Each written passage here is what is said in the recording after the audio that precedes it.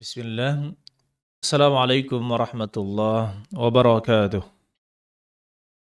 Innal hamdalillah nahmaduhu wa nasta'inuhu wa nastaghfiruh wa natubu ilaih. Wassalatu wassalamu al-akmalani ala nabiyil Mustafa Muhammadin wa ala alihi wa sahbihi ajma'in wa ba'd. Ya ayyuhalladzina amanu taqullaha haqqa tuqatih wa la tamutunna illa wa antum muslimun. Ya ayyuhalladzina amanu taqullaha qulu qawlan sadida يصلح لكم أعمالكم ويغفر لكم ذنوبكم ومن يطع الله ورسوله فقد فاز فوزا عظيما وبعد Ayyuhal ikhwan rahimani wa rahimakumullah, saudara-saudari sekalian yang mudah-mudahan kita semua dirahmati oleh Allah Subhanahu wa taala. Alhamdulillah Allah Subhanahu wa taala memberikan kesempatan kepada kita untuk bisa mendengarkan kajian meskipun tidak secara langsung tetapi melalui radio. Ini merupakan suatu kenikmatan yang Allah Subhanahu wa taala berikan kepada kita. Pada hari ini bersama saya Said Yai Ardiansyah dari Pondok Pesantren Darul Quran wal Hadits Oku Timur.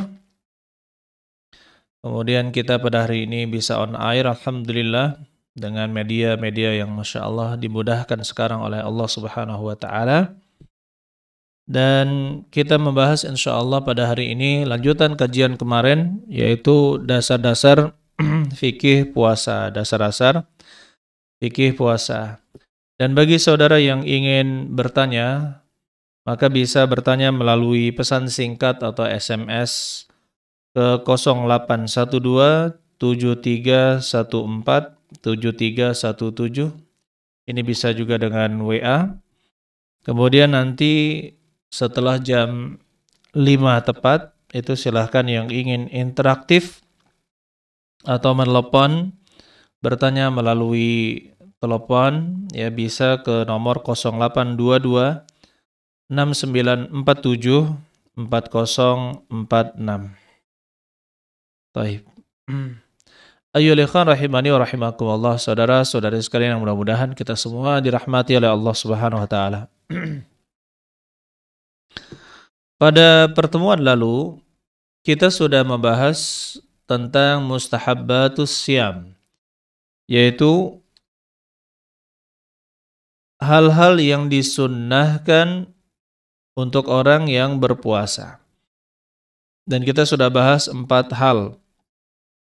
Yang pertama bersahur, yang kedua mengakhirkan sahur, yang ketiga menyegerakan berbuka, dan yang keempat berbuka dengan kurma basah. Jika tidak ada maka dilanjutkan dengan, jika tidak ada maka kurma kering, dan jika tidak ada maka berbuka dengan air. Barulah setelah itu memakan yang lain. Kemudian ayyuhal ikhwan rahimani wa rahimakumullah, kita bahas yang kelima. Yang disunahkan untuk orang berpuasa adalah ad-du'a indal fitr wa athna as-siyam. Berdoa ketika hendak berbuka dan juga ketika berpuasa. Kata Nabi SAW, thalathatun la turaddu da'watuhum. Ada 3 orang yang tidak ditolak dakwahnya, yaitu doa mereka. Yang pertama adalah as-saim hatta yuftir, orang yang berpuasa sampai dia berbuka. Wal imamul adil, kemudian imam yang adil. Wal mazlum, dan yang ketiga adalah orang yang dizalimi. Di dalam riwayat lain disebutkan dalam hadis Anas bin Malik radhiyallahu taala an yang sedikit berbeda. Kata Nabi sallallahu alaihi wasallam, "Thalathu da'awatin la turad." 3 doa yang tidak akan ditolak. Da'watul walidi wa da'watus shaimi wa da'watul musafiri. Doanya orang tua kepada anaknya atau untuk anaknya. Wa da'watus shaim, doanya orang yang berpuasa. wa da'watul musafir, dan doanya orang yang sedang bersafar. Jadi seperti ini ayyuhal ikhwan rahimani wa rahimakumullah wal akhwati fillah, saudara-saudari sekalian, saudara pendengar Raja Darussalam yang mudah-mudahan kita dirahmati oleh Allah Subhanahu wa taala. Jadi ada doa-doa yang mustajab, doa-doa yang dikabulkan oleh Allah Subhanahu wa taala.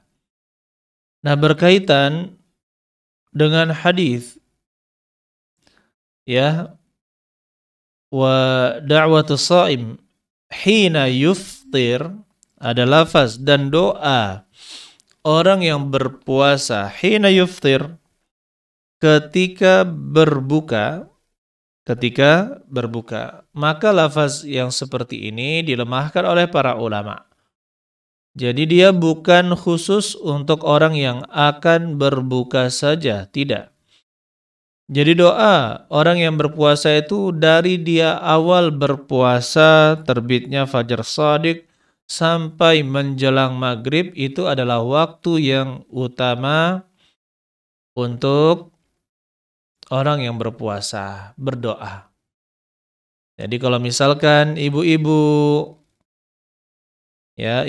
berdoa, ya Allah, misalkan nih, ya Allah, jadikanlah suamiku membelanjakan hartanya untuk hal-hal yang bermanfaat saja. Jangan sibuk beli raket, bulu tangkis, atau peralatan sepeda, aksesorisnya, atau sibuk beli tanaman misalkan, yang tidak ada gunanya, dan mahal-mahal juga. Maka ibu-ibu bilang, nah bagaimana ya Allah ya, di dalam doanya. Begitu pula dia berdoa, ya Allah mudah-mudahan suamiku berhenti merokok. Seperti itu. Boleh tidak ibu-ibu sekalian? Ya, silakan berdoa yang baik. Berdoa yang baik. Begitu pula kalau misalkan, ya terlebih kalau saya nasihatkan ayo ikhwan kepada saya sendiri, kemudian kepada saudara-saudari sekalian. Kalau misalkan kita sedang bersafar, kemudian sedang berpuasa juga, maka pergunakanlah waktu itu untuk mendoakan anak kita dengan doa yang sebaik-baiknya. Ya, dengan doa yang sebaik-baiknya untuk dunianya dan juga untuk akhiratnya. Kenapa? Karena berkumpul di dalamnya yang pertama safar, yang kedua siam, yaitu puasa, dan yang ketiga doa orang tua untuk anaknya. Berdoalah sebaik-baiknya. Ya, ketika bersafar, ya pikirkan untuk kebaikan anak, seperti Allah jadikanlah anak ini memiliki hikmah. Ya Allah jadikanlah anak ini rezekinya cukup dan tidak berkekurangan. Ya Allah jadikanlah anak saya orang yang tidak pernah meminta-minta kepada orang lain. Ya, dan selalu cukup dan bisa membantu orang lain. Dan seterusnya doa-doa yang baik, ya Allah jadikan anak saya misalkan menjadi ya anak yang saleh dan salihah. Kita doakan yang baik. Begitu pula ya ikhwan, ya apabila kita merasa dizalimi, orang yang dizalimi itu doanya dikabulkan oleh Allah Subhanahu wa taala. Tapi sebaik-baik doa adalah dibalas dengan kebaikan. Kalau kita dizalimi, maka kita balas dengan mendoakan kebaikan kepada saudara kita. Inilah tingkatan yang sangat tinggi untuk orang-orang yang merasa dizalimi. Ya, berdoa untuk kebaikan orang tersebut. Kemudian selanjutnya, ya ikhwan rahimani wa rahimakumullah. Jadi banyak berdoa ketika berpuasa, banyak berdoa. Nah, seperti kita sekarang ini, sambil mungkin dengarkan kajian, kita berdoa, banyak berdoa, ya tidak mengapa, banyak berdoa. Ya, terutama juga jangan dilupakan selain mendoakan kebaikan untuk orang tua kita, maka doakan juga untuk para ustadz kita, para pembimbing kita yang telah mengajarkan kebaikan-kebaikan kepada kita. Saya ingat dulu perkataan orang tua saya ketika diminta ceramah gitu kan di hadapan bapak-bapak. Kalau ingin berterima kasih yang sebesar-besarnya, maka berterima kasihlah kepada yang mengajarkan mereka baca tulis untuk pertama kali. Jangan diremehkan guru kelas 1 dan kelas 2. Masya Allah, perkataan itu luar biasa. Ya, yang mengajarkan baca tulis. Begitu pula dengan kita. Kalau kita mendapatkan guru ngaji kita, yang pertama kali mengajarkan alif, ba, ta atau a, ba, ta, tha, ja, ha, kha dengan metode Iqra. Ya, atau sekarang ada metode Syafi'i mengajarkan dengan mirip a, ba, ta, tha. Baik. Doakan kebaikan kepada guru-guru yang telah mengajarkan membaca Al-Quran kepada kita sehingga kita bisa membaca Al-Quran, mempelajari ilmu agama Allah Subhanahu wa ta'ala. Kemudian yang keenam, ayyul ikhwan, di antara adab orang berpuasa adalah banyak bersedekah, banyak membaca Al-Quran, memberikan hidangan berbuka puasa, wasair a'malil bir, dan seluruh amalan-amalan kebajikan. Lakukan seluruh amal-amal kebajikan. Ya, bersedekah, kita banyak bersedekah. Kalau di luar Ramadan mungkin kita malas bersedekah. Nah, di dalam bulan Ramadan jangan malas. Banyak bersedekah. Begitu pula baca Al-Quran. Khatamkan Al-Quran berkali-kali.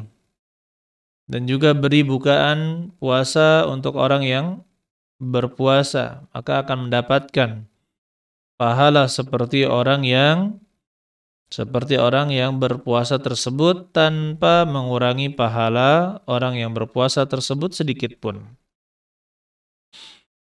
Di dalam hadis Abdullah bin Abbas radhiyallahu taala anhuma, beliau katakan, kana Rasulullah sallallahu alaihi wasallam ajwadan nas. Nabi sallallahu alaihi wasallam adalah manusia yang paling baik. Ya, wa kana ajwada ma yakun fi Ramadan. Dan paling baiknya beliau adalah ketika di bulan Ramadan, hina yalqahu Jibril. Ketika beliau bertemu dengan Jibril, wa kana Jibril yalqahu fi kulli lailah min Ramadan. Dan Jibril bertemu dengan beliau di setiap malam di bulan Ramadan.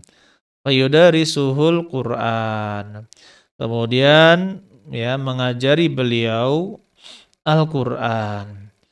Qala Rasulullah sallallahu alaihi wasallam hina yalqahu Jibril, dan dulu Nabi sallallahu alaihi wasallam ketika bertemu dengan Jibril, ajwadu bil khairi minar rihil mursalah. Beliau itu sangat baik, ya, sangat cepat dalam berbuat baiknya, melebihi angin yang bertiup kencang. Melebihi angin yang bertiup kencang yang membawa hujan. Kalau ada angin hujan, yaitu kalau hujan ya biasanya apa? Angin itu bertiup kencang. Nah, itu Rasulullah SAW disebutkan lebih kencang dari angin yang bertiup. Berarti sangat baik kebaikan beliau ini, sangat luar biasa cepatnya. Nah, mengenai memberi bukaan puasa, beri bukaan puasa apa yang bisa kita lakukan? Kalau sanggupnya kita memberi bukaan dengan cara apa? Memberi bukaan puasa tidak bisa yang makanan berat, maka dengan makanan ringan. Dengan makanan ringan. Tidak bisa dengan sesuatu yang dibeli, maka kita buat sendiri. Contohnya seorang mengambil ubi singkong, ya, ubi kayu atau singkong atau ubi rambatnya, kemudian dia potong-potong, dia rebus, ya, dipotong kecil-kecil misalkan, ya, agar yang lain bisa merasakannya, dibagi, ya, tanpa modal, hanya modal gas, dia bisa memberikan bukaan puasa, ya. Atau misalkan ada sesuatu yang bisa diberikan lagi, makanan-makanan yang ringan, yang murah mungkin. Ya, kalau misalkan tidak mampu memberikan makanan yang lebih berkualitas atau lebih mahal. Baik. Saudara-saudari sekalian yang mudah-mudahan kita dirahmati oleh Allah Subhanahu wa taala. Kemudian selanjutnya kata Rasulullah sallallahu alaihi wasallam, "Man fattara sha'iman falahu mithlu ajri shaim." Barang siapa yang memberi bukaan puasa, maka dia akan mendapatkan pahala seperti orang yang berpuasa. Ya, tanpa mengurangi pahala orang yang berpuasa sedikit pun. Nah, kemudian masuk ke adab yang ke-8. Adab yang ke-8 adalah al-ijtihadu fi salatil lail. Bersungguh-sungguh untuk salat malam. Bersungguh-sungguh, jangan meninggalkan salat malam. Apalagi bersama imam. Kata Rasulullah sallallahu alaihi wasallam, "Man qama Ramadhana imanan wa ihtisaban, ghufira lahu ma taqaddama min dzambihi." Barang siapa mendirikan salat malam di bulan Ramadan, imanan wa ihtisaban, karena keimanan dan mengharapkan ganjaran, ghufira lahu ma taqaddama min dzambihi, maka akan diampuni dosanya yang telah lalu. Jadi bersemangat untuk sholat malam di bulan Ramadan. Ya, sholat malam ini kalau bahasa kita, bahasa fikih, bahasa para ulama sekarang adalah tarawih. Tarawih. Kenapa disebut tarawih? Ya, ada tarwihah, ada istirahat, karena di zaman dahulu itu setiap 4 rakaat, yaitu 2 rakaat, ya, mereka para imam beristirahat. Karena rata-rata di zaman dahulu itu bacaan para imam itu panjang. Bacaan para imam itu panjang, jadi mereka beristirahat. Beristirahat ya dengan waktu yang lumayan. Bahkan disebutkan di dalam buku sejarah yang pernah saya baca tentang sholat tarawih. Untuk di Mekah, ya, mereka sempat untuk mengerjakan istirahat itu, sempat untuk mengerjakan tawaf. Tawaf yaitu 7 putaran. Sempat untuk mengerjakan tawaf yaitu 7 putaran. Kalau misalkan tidak ramai maka sekitar 15 menit ya. Tawaf yang kalau manusianya tidak ramai maka sekitar 15 menitan. Maka kita katakan berarti seperti itulah. Waktu istirahat, kemudian mereka setelah tawaf melanjutkan sholat malam. Melanjutkan sholat malam mereka. Dan juga bagi yang mau makan lagi, yang mau minum lagi, silakan minum lagi. Dan mungkin ada yang mau berbaring, ya, sehingga mereka kuat. Dan di zaman dahulu, ayolah ikhwan, ya, bacaan itu panjang-panjang. Para imam membaca dengan bacaan yang sangat panjang. Taib. Adapun sekarang kalau kita baru baca sebentar saja gitu kan, Masya Allah, manusia sudah bilang, wah ini panjang sekali. Apalagi di masjid-masjid umum, bukan di pondok pesantren.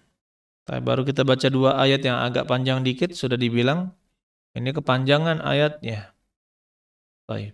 Saudara-saudari sekalian yang mudah-mudahan kita dirahmati oleh Allah Subhanahu wa Ta'ala, terutama untuk sholat malam, maka diusahakan pada 10 malam yang terakhir.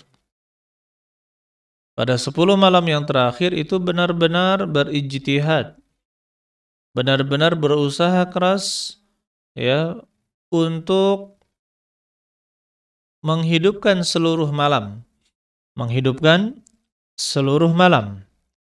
Di mana kata Aisyah radhiyallahu taala anha, kana Nabi sallallahu alaihi wasallam idza dakhala al-'ashra.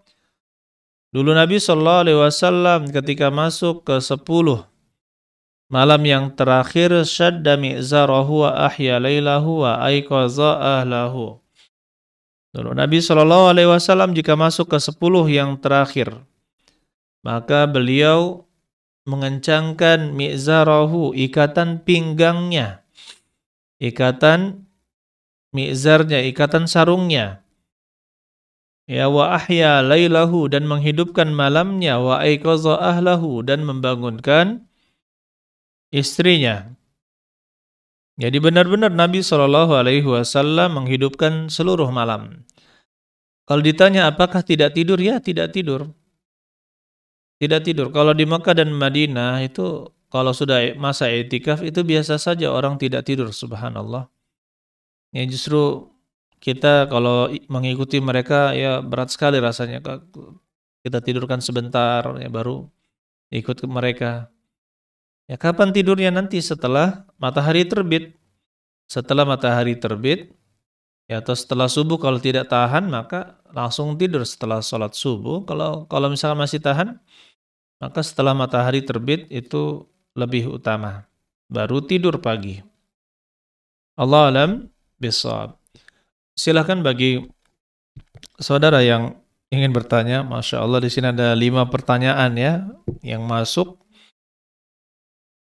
Dan bagi yang ingin bertanya dengan lisan, maka bisa menelpon ke 0822 6947 4066. 0822 6947 4046. Pertanyaan yang pertama. Assalamualaikum Ustaz. Waalaikumsalam. Afwan, izin bertanya. Kalau misalkan ada karyawan yang tidak berpuasa karena tidak kuat, bolehkah atau berdosakah sebagai tuan rumah menyediakan makan dan minum untuk karyawan yang tidak berpuasa tersebut? Masya Allah. Ini pertanyaan dari pendengar setia Roja Darussalam di Jawa Tengah. Masya Allah. Dari Jawa Tengah, berarti lewat ini ya, internet. Barakallahu fikum. Di sini, pertama, karyawannya itu kerja apa dulu? Atau saya ajarkan kaidah saja. Apabila orang tersebut adalah orang yang mendapatkan uzur untuk tidak berpuasa, maka boleh menyediakan makan dan minum untuknya. Tetapi jika dia adalah orang yang tidak mendapatkan uzur untuk berbuka, maka tidak boleh ya menyediakan makan dan minum untuknya. Oleh karena itu kita lihat dulu karyawannya. Kalau misalkan karyawan tersebut adalah karyawan yang sangat bekerja keras, dan dia terikat dengan perjanjian seperti ada proyek harus diselesaikan dan kerjaannya sangat berat, ya kerjaannya sangat berat, orang normal pun tidak akan kuat dan dia terpaksa berbuka. Kenapa? Karena sudah terikat perjanjian proyek. Atau misalkan orang-orang yang terpaksa bekerja keras karena tidak bisa makan. Kalau dia tidak bekerja pada hari itu, maka dia tidak bisa makan dan minum dan tidak bisa menafkahi anggota keluarganya. Maka berarti orang tersebut kerja dan mendapatkan uzur berbuka. Jika demikian, boleh. Tetapi jika tidak mendapatkan uzur, cuma seperti orang yang malas berpuasa padahal dia kuat, ya, dia kuat. Orang lain kuat, kenapa dia tidak kuat? Yang namanya bekerja, banyak orang yang bekerja. Ya, banyak orang yang bekerja, bahkan kerjanya tetap 8 jam satu hari. Bahkan dia kerja di lapangan. Teman-teman kita ada yang bekerja di lapangan seperti di proyek minyak, batu bara dan sebagainya. Tetap mereka berpuasa bifadlillahi ta'ala. Ya tetap mereka bisa berpuasa. Bahkan ayuhal ikhwan, kami punya tukang di pondok pesantren ini, subhanallah. Ketika pertama kali kami berakad dengan mereka, ini gimana Pak? Berhenti apa tidak puasanya ketika bulan puasa bekerja? Maka kata kepala tukang, ya kita lanjut. Kita lanjut karena kami biasa kerja sambil puasa. Ya, dan kemudian setelah berapa lama saya tanya tukang ya, iya Ustaz, katanya kami pagi itu tidur, langsung tidur, yang jadwal istirahat pagi kami tidurkan. Kemudian mereka bangun, ya sekitar setengah jam, mereka bangun kerja lagi, kemudian siang mereka tidurkan lagi, kemudian mereka kerja lagi sampai sore, kerja lagi sampai sore. Taib. Kemudian, nah menurut pengakuan para tukang karena mereka kerja keras, jadi setelah sholat isya mereka tidak sanggup lagi untuk sholat taraweh, kecapean. Maka kita katakan itu lebih mending, itu sangat baik. Berarti kan walaupun dia bekerja sebagai tukang, dia masih bisa berpuasa. Ini yang ingin saya tunjukkan kepada saudara pendengar. Apalagi cuma karyawan yang bekerja di toko atau karyawan yang bekerja di mana? Di kantor. Maka yang seperti ini tidak mendapatkan uzur untuk berbuka. Nah, jika tidak mendapatkan uzur untuk berbuka, maka tidak boleh kita memberikan makan dan minum kepadanya. Allah alam bisawab. Kemudian pertanyaan selanjutnya, pertanyaan yang kedua dari saudara penanya. Assalamualaikum Ustaz. Waalaikumsalam. Saya baru-baru ini menemukan bacaan niat dengan lafaz nawaitu subhan minal wadajaini. Pertanyaan, apa makna bacaan di atas dan apa ada tuntunan dari Nabi Shallallahu Alaihi Wasallam? Yang pertama, membaca niat pada saat puasa itu tidak didapatkan dari Nabi Muhammad Shallallahu Alaihi Wasallam. Nabi Shallallahu Alaihi Wasallam tidak mengajarkannya. Yang diajarkan oleh Nabi Shallallahu Alaihi Wasallam itu adalah niat di dalam hati. Niat cukup di dalam hati dan tidak perlu diucapkan, ya, seperti mengucapkan nawaitu shoma ghadin an adai fardhi syahri ramadhana hadhihi sanati lillahi ta'ala. Maka itu kalau kita cari sampai keringat darah, kita tidak akan menemukan hadisnya di buku-buku hadis yang terpercaya. Baik. Nah, di sini ada soal bagaimana dengan niat dengan lafaz nawaitu subhan minal apa ini? Wadajaini. Allah alam bisawab. Di sini saya tidak mengerti ada, ya, di sini apa ini secara bahasa Arab. Kalau nawaitu, ya saya berniat. Kalau subhan itu di waktu subuh. Minal wadda, dari apa wadajaini. Allah alam bisawab. Di sini saya tidak tahu artinya, karena kalau mungkin dituliskan dengan bahasa Arab mungkin saya paham. Kan ditulis dengan bahasa Indonesia. Jadi saya katakan cukup niatkan di dalam hati, itu sudah sah dan itulah yang dilakukan. Ya, dilakukan oleh Rasulullah sallallahu alaihi wasallam. Itu tadi pertanyaan dari pendengar Roja Salam dari saudara Andra di Sungsang. Sungsang, Masya Allah. Kemudian pertanyaan yang ketiga, dalam i'tikaf untuk akhwat sebaiknya di rumah atau di masjid? I'tikaf itu tidak sah kecuali, ya, di dalam masjid.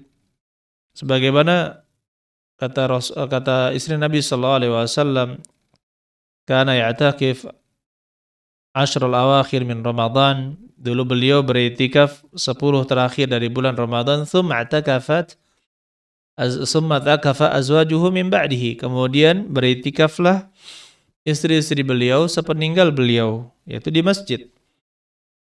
Jadi wanita juga disunahkan untuk beriktikaf di masjid sebagaimana laki-laki, ya, dengan syarat tidak menimbulkan fitnah. Tidak menimbulkan fitnah. Apabila menimbulkan fitnah, maka tidak boleh wanita sholat di masjid. Seperti misalkan tidak ada sekat, tidak ada pembatas antara laki-laki dan perempuan. Sehingga ketika dia berbaring, maka menjadi pusat perhatian atau pusat pandangan dari para lelaki. Terlihat auratnya, terlihat bentuk tubuhnya. Istri Nabi Shallallahu Alaihi Wasallam beriktikaf itu dengan membangun tenda di dalam masjid. Tenda yang kecil, bisa untuk membaca Al-Quran, dan juga bisa untuk tidur, ya, satu orang, dan tidak dilihat dan tidak terlihat oleh para sahabat yang sholat berjamaah. Ya, itu yang dilakukan. Adapun sebagian masjid yang mengadakan i'tikaf, maka seharusnya benar-benar memperhatikan masalah hijab atau sitar atau penutup yang menghalangi pandangan laki-laki untuk masuk ke dalam, ya, ruangan wanita.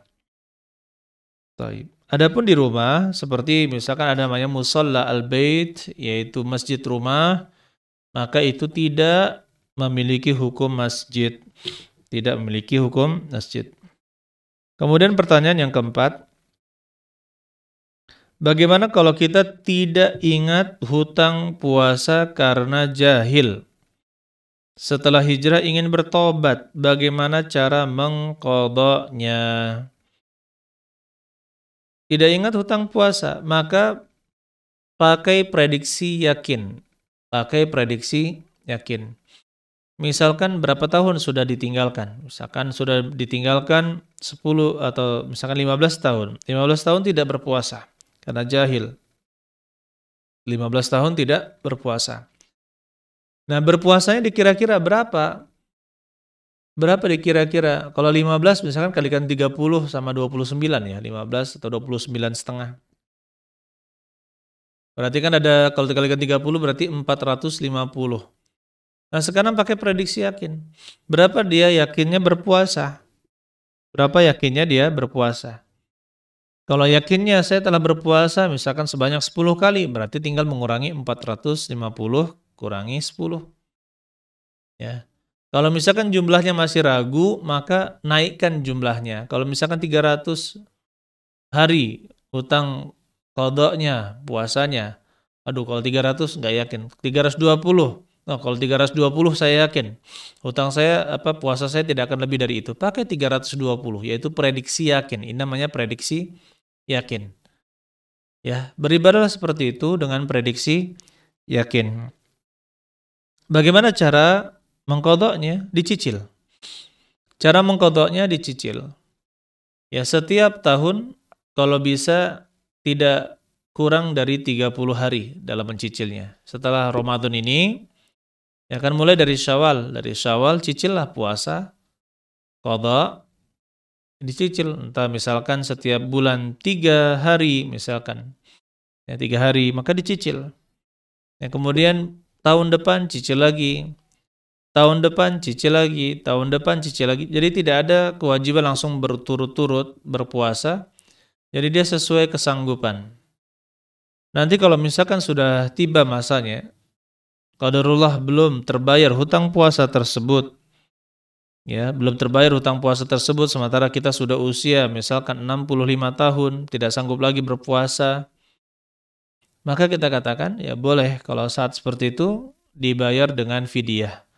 Saat tidak sanggup lagi berpuasa karena usia atau karena sakit yang tidak diharapkan kesembuhannya, maka silahkan ya tidak berpuasa dan diganti dengan fidyah. Ya. Pertanyaan yang kelima, saat 10 hari terakhir kita dianjurkan untuk perbanyak ibadah. Bolehkah kita bergadang lalu tidur setelah subuh? Saat 10 hari terakhir kita dianjurkan untuk perbanyak ibadah. Bolehkah kita bergadang lalu tidur setelah subuh? Ya, pertama, bergadang itu disunnahkan. Bergadang untuk ibadah di 10 hari terakhir di bulan Ramadan itu disunnahkan. Jadi perbanyak ibadah di malam hari di bulan Ramadan. Dan masalah tidurnya silahkan. Ya, kalau mau tidur setelah sholat subuh, maka tidak menjadi masalah. Oleh karena itu tadi saya katakan lebih utamanya ya setelah matahari terbit baru sholat 2 rakaat, setelah sholat 2 rakaat barulah tidur. Ya, tapi kalau tidak sanggup lagi, maka setelah subuh langsung tidurkan ya untuk menjaga kesehatan kita. Allah alam bissawab. Seperti itu ya ikhwan rahimani wa rahimakumullah. Silakan jika ada pertanyaan lisan. Baik. Kalau tidak ada, maka kita cukupkan Dan ini ada 7 ya sunnah berpuasa yang telah kita sebutkan pada hari ini, atau pada hari ini kita hanya membahas 3.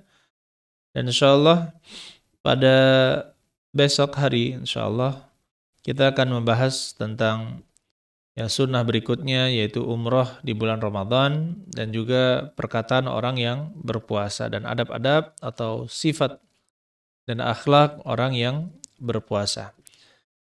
Saya ucapkan barakallahu fikum jami'an. Terima kasih kepada saudara pendengar yang telah mendengarkan acara ini. Mudah-mudahan bermanfaat ya siaran kita, radio kita, dan alhamdulillah ya ternyata tidak hanya melalui on air udara, ternyata bisa melalui internet dan fasilitas yang lain, bisa didengarkan bahkan di seluruh dunia dengan adanya internet yang menyebar di dunia ini.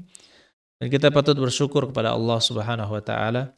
Kemudian saya ucapkan terima kasih kepada tim media di Kunci Kebaikan TV Pondok Pesantren Darul Quran wal Hadits Oku Timur, Martapura, kemudian tim media Roja Darussalam Palembang di Masjid At-Tauhid Jalan Abdurrahim di dekat Jalan Merdeka. Ya, dan saya katakan silahkan teman-teman dan saudara sekalian yang ingin jalan-jalan atau ingin buka bareng, ya ingin buka bersama di Masjid Tauhid, insyaallah silahkan. Pintu terbuka lebar dan juga sholat taraweh. Cuma masjidnya masih kecil, ya insyaallah, dan saya katakan ya mudah-mudahan segera dibebaskan tanah Masjid Tauhid itu sehingga menjadi lebih besar, ya, dan dibangun masjid yang lebih besar lagi 3 tingkat sehingga bisa menampung lebih banyak jamaah insyaallah.